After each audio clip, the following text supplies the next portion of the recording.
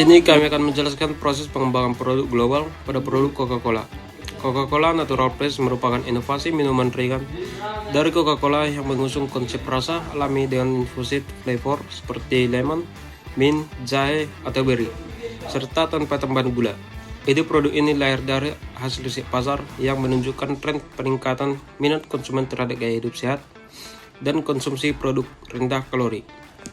Dari sisi kelayakan, produk ini dinilai sangat mungkin untuk direalisasikan. Secara teknis, Coca-Cola memiliki fasilitas produksi yang mumpuni, dan tim R&D hanya perlu menyempurnakan formula rasa dan memastikan stabilitas produk secara ekonomi, meskipun biaya produksi diperkirakan naik 10 hingga 20%. Karena penggunaan bahan alami dan pemanis dan gula seperti stevia, potensi harga jual premium membuat produk ini tetap menguntungkan. Analisis pasar juga menunjukkan bahwa segmen minuman sehat tumbuh pesat secara global dan lokal, sehingga potensi diterimanya produk ini sangat besar. Penentuan target pasar dilakukan dengan mengarahkan Coca-Cola Natural Fresh kepada kalangan muda, usia 18 hingga 35 tahun, yang tinggal di area perkotaan, aktif secara sosial, dan peduli terhadap kesehatan. Fitur utama produk ini adalah rasa alami yang diinfus dengan varian seperti lemon, mint, jahe, atau berry, serta tidak mengandung tambahan gula, menyasar tren konsumsi sehat dan rendah kalori. Sasaran bisnis jangka pendek mencakup uji coba internal dan eksternal dalam 6 bulan pertama, sedangkan jangka menengah menargetkan peluncuran terbatas di kota-kota besar dengan volume penjualan 5 juta botol. Dalam jangka panjang 1-3 tahun, produk ditargetkan menjangkau pasar nasional dan Asia Tenggara melalui kerjasama dengan mitra retail, kafe, dan layanan pesan antar makanan. Tahap pengembangan konsep diawali dengan sesi brainstorming internal oleh tim inovasi Coca-Cola untuk membahas varian rasa, desain kemasan, dan nama produk. Beberapa nama yang sempat diusulkan antara lain Coca-Cola Natural Fresh, Coca-Cola Green, dan Botani Cola. Setelah dipilih nama utama, desain awal dikembangkan dengan pendekatan visual alami, botol ramping dan bening dengan label berwarna hijau putih yang menyimbolkan kesegaran dan bahan organik. Varian rasa awal yang dikembangkan meliputi lemon mint, ginger honey, dan berry rose. Untuk mendapatkan umpan balik awal, dilakukan evaluasi internal oleh tim pengembangan produk dan pemasaran Coca-Cola yang menilai formula rasa, tampilan visual, dan strategi komunikasi produk. Hasil evaluasi internal Coca-Cola Natural Fresh meliputi penyempurnaan rasa pada varian ginger honey dan berry rose, penyederhanaan desain kemasan dengan warna hijau putih dan logo yang lebih menonjol, serta penetapan nama Coca-Cola Natural Fresh sebagai pilihan utama. Lanjut, di bagian ketiga ada pengujian konsep. Bagian A, uji kelayakan pasar. Coca-Cola selalu melakukan pengujian kelayakan pasar sebelum meluncurkan produk baru. Proses ini melibatkan survei, fokus grup, dan uji coba produk di wilayah tertentu untuk mengetahui apakah produk diterima oleh konsumen. Contohnya, sebelum merilis Coca-Cola Vanilla, Coca-Cola menguji cobakan produk ini di beberapa kota di Amerika Serikat. Hasilnya menunjukkan bahwa konsumen menyukai varian rasa vanila, sehingga produk tersebut dinyatakan layak untuk dipasarkan secara luas. Proses ini sangat penting untuk meminimalkan resiko kegagalan produk di pasar. Bagian B, analisis kompetitif. Coca-Cola juga secara aktif menganalisis pesaing utama seperti PepsiCo untuk memahami tren pasar dan strategis kompetitor. Misalnya ketika Pepsi merilis Pepsi Blue, Coca-Cola menanggapi dengan mengembangkan produk pesaing seperti Fanta Blueberry dari Sprite dan Sprite Remix untuk mengisi ceruk pasar yang sama. Analisis ini memungkinkan Coca-Cola untuk mengidentifikasi peluang inovasi dan menciptakan produk yang bisa bersaing secara langsung dengan tren yang sedang berkembang di pasar minuman ringan. Bagian C, penyesuaian konsep.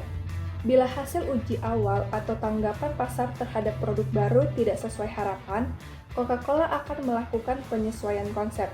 Penyesuaian ini bisa mencakup rasa, kemasan, strategi pemasaran, hingga positioning produk. Salah satu contoh paling dikenal adalah kegagalan New Coke pada tahun 1985, di mana Coca-Cola mencoba mengganti formula klasiknya untuk menandingi rasa manis Pepsi. Konsumen loyal menolak perubahan ini sehingga Coca-Cola menarik produk tersebut dan mengembalikan formula lama dengan nama Coca-Cola Classic. Ini menunjukkan bahwa penyesuaian konsep penting untuk merespon kritik pasar secara cepat. Masuk di bagian 4, ada desain dan pengembangan. Bagian A, spesifikasi produk. Di dalam tahap ini, Coca-Cola menetapkan secara detail komposisi produk termasuk bahan baku, kadar gula, kalori, kafein, hingga ukuran untuk membentuk kemasan. Misalnya pada pengembangan Coca-Cola Zero Sugar, perusahaan Coca-Cola merancang formula tanpa gula yang tetap mempertahankan rasa khas Coca-Cola tersebut. Pengembangan ini memerlukan riset ilmiah dan uji coba rasa agar dapat memenuhi kebutuhan konsumen yang menginginkan minuman sehat tanpa mengorbankan rasa. Bagian B, lokalisasi. Coca-Cola sangat memperhatikan adaptasi produk terhadap selera dan budaya lokal di berbagai negara. Sebagai contoh, di Jepang, Coca-Cola merilis varian Coca-Cola Peach karena buah persik itu sangat populer di Jepang. Dan ada juga di Indonesia, Coca-Cola tidak hanya fokus pada produk soda, tetapi juga mengembangkan produk teh seperti Fresh Tea dan Ayataka untuk menyesuaikan diri dengan budaya minum teh yang sangat kuat di masyarakat Indonesia. Strategi lokalisasi ini membuat produk lebih relevan dan diterima pasar regional. Di bagian C ada prototype. Sebelum produksi massal, Coca-Cola membuat prototype untuk produk yang diuji secara internal dan dalam skala yang terbatas. Tahapan ini memungkinkan perusahaan untuk mengevaluasi rasa, kemasan, dan daya tarik produk secara menyeluruh. Misalnya, sebelum meluncurkan Coca-Cola Energi, berbagai versi prototipe diuji di kalangan anak muda yang menjadi target pasar. Uji coba ini mencakup penyesuaian rasa, efek energi dari kafein dan guarana, serta desain kemasan yang bisa menarik untuk segmen konsumen aktif dan dinamis. Tahap selanjutnya yaitu pengujian dan validasi. Yang pertama, pengujian internal. Produk Coca-Cola terlebih dahulu diuji oleh tim internal perusahaan untuk memastikan rasa, kualitas, keamanan, dan konsistensi yang sesuai dengan standar. Hal ini dilakukan sebelum produk dilepas ke pasar, baik untuk varian utama seperti Coca-Cola Original maupun varian baru seperti Coca-Cola Vanilla. Yang kedua, pengujian pengguna.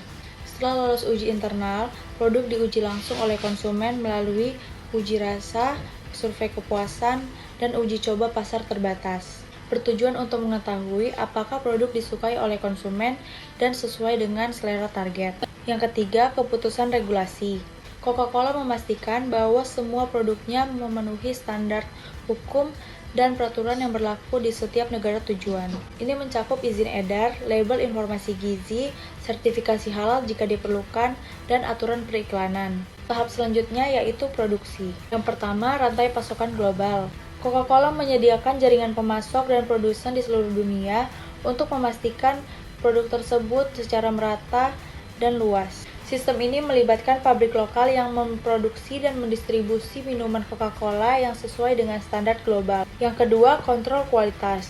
Tim internal Coca-Cola melakukan pengawasan yang ketat terhadap setiap proses produksi, mulai dari bahan baku hingga menjadi produk jadi. Tujuannya untuk memastikan setiap botol memiliki rasa, warna, dan kualitas yang konsisten di semua negara. Dan yang ketiga, optimalisasi biaya. Coca-Cola melakukan strategi efisiensi untuk menekan biaya produksi dan distribusi tanpa harus mengorbankan kualitas. Mencakup penggunaan bahan baku lokal, teknologi otomatisasi pabrik, dan desain kemasan yang lebih ringan. Semua cakupan tadi membantu menjaga harga agar tetap kompetitif di pasar global. Selanjutnya adalah proses pemasaran dan peluncuran. Yang pertama itu strategi pemasaran global. Coca-Cola merancang strategi promosi yang dapat diterapkan secara global namun juga fleksibel untuk disesuaikan dengan pasar lokal. Contohnya, kampanye Taste the Feeling digunakan di berbagai negara dengan pesan universal. Tetapi materi visualnya dapat disesuaikan dengan budaya setempat. Lalu ada lokalisasi pemasaran. Coca-Cola sangat menekankan lokalisasi pemasaran untuk menyesuaikan diri dengan preferensi konsumen di berbagai negara. Mereka menyesuaikan rasa, kemasan, bahkan strategi promosi sesuai budaya dan kebiasaan lokal. Contohnya, di Jepang, Coca-Cola meluncurkan varian rasa sakura yang terinspirasi dengan bunga khas mereka yaitu bunga sakura. Sementara di India, mereka pernah meliris Thumbs Up, minuman berkarbonasi lokal yang diakuisisi dan dipasarkan bersama dengan Coca-Cola karena lebih sesuai dengan selera masyarakat setempat. Lalu tahapan terakhir dari pemasaran dan peluncuran yaitu peluncuran produk. Dilakukan dengan mengumumkan dan mulai menjual produk kepada konsumen, baik dalam skala kecil atau soft launch maupun dalam skala luas atau grand launch.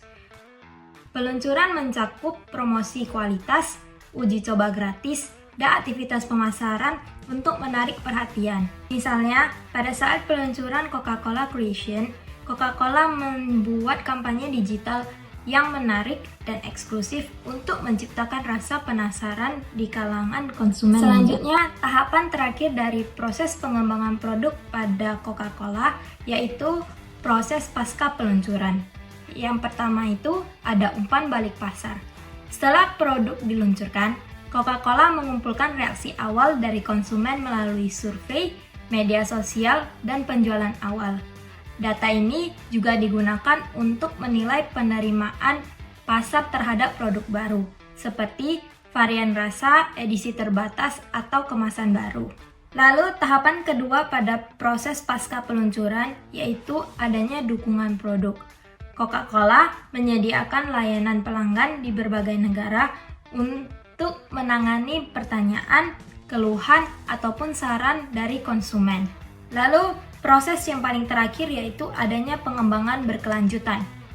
Berdasarkan umpan balik yang diterima, Coca-Cola terus melakukan evaluasi dan perbaikan terhadap produk maupun strategi pemasarannya, mencakup penyesuaian rasa, perubahan kemasan, atau bahkan penghentian produk yang kurang diterima oleh masyarakat, serta melakukan inovasi berkelanjutan untuk memenuhi kebutuhan konsumen yang terus berubah.